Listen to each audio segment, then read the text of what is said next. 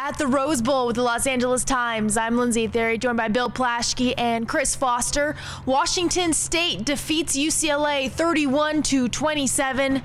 Chris, you've followed these Bruins a long time. Are you surprised? I would like to say I'm surprised, but I've seen them gaff games before, and they really outdid themselves tonight. I think you can point to a number of mistakes and shortcomings they had. It was just one of those low points of Jim Mora's tenure here at UCLA. Bill, we're graced by your presence here tonight. You're bundled up for the cold. It was pretty chilly here in the Rose Bowl. I love the fact that Chris used the word gaff as a verb. That's what you get from me like times every day. And he's right, but that's the best way to say it.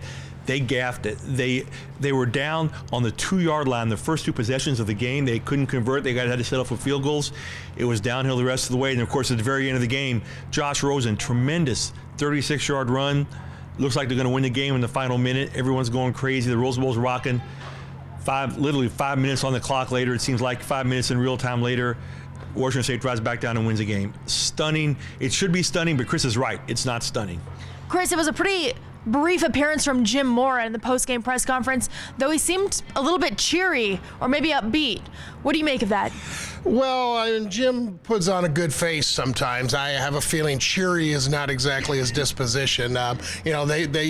Bill's right. Rosen's play on that last drive was brilliant. He got him there, but they had one little problem. They had to put their defense back out on the field, and their defense is becoming more and more of a problem, as is their offensive line's inability to understand what the snap count is. They had 6 false starts tonight, 2 of them inside the 10-yard line on that first drive, as Bill mentioned. I was going to mention penalties, Bill. When do the Bruins learn that they can't have that many penalties? Such a lack of discipline in the Jim Mora era. They're in the top worst 10 most penalized teams in college football. That showed it tonight. And I thought it was interesting, Josh Rosen was asked if he thought the game was over when he scored what we thought was a winning touchdown with a minute 6 left or something. And he said, I didn't, but everyone else did, meaning he thinks that the defense and perhaps the rest of the team, perhaps he implied, let down a little bit. What do you think, Chris?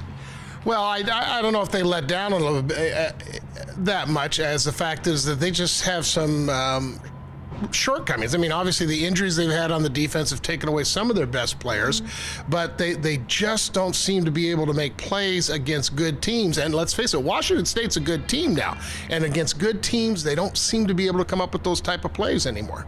If there's any silver lining to UCLA's loss tonight, it's the fact that Utah lost to Arizona in the desert. UCLA will play the Utes next week, and then we'll close out the regular season with a game at the Coliseum against USC. Bill, UCLA could still win the Pac-12 South and go to the title game. It's incredible to me that they still have a chance to control their own destiny. But all I can say is I got a tweet from somewhere, a text from somewhere after the game saying, hey, USC's in first place now. So, I mean, people think, USC can control its own destiny as well. And tonight, UCLA didn't look like a team that has the ability to actually control its own destiny. Chris, you've been around the program long enough. Like I already mentioned, is this a UCLA team that can take these 3 conference losses and turn it into a positive? Well, I don't think they're going to win the division. I just don't see how they can sweep SC and Utah. It's just it's too much for them. And come back to the defense again. It's too much for that defense to try to pull out. They're not very good against the run anymore, and Utah and USC run the ball well. I just think that they've reached a level under Jim Mora. I think they could go higher, but until they start getting over some of these hurdles and becoming a more disciplined football team, this is UCLA football. 8 or 9 wins a year and crowds streaming out of the Rose Bowl at halftime because they're kind of tired of the play they're seeing.